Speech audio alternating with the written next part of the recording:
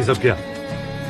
22 तक पढ़ाई, 25 पे नौकरी, 26 पे छोकरी, 30 पे बच्चे, 60 पे रिटायरमेंट और फिर मौत का इंतजार।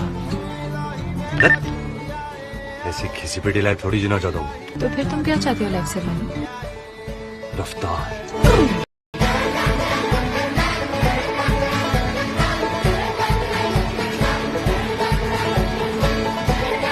उड़ना चाहता हूँ ना, दौड़ना चाहता हूँ, गिरना भी चाहता हूँ, बस रुकना नहीं चाहता।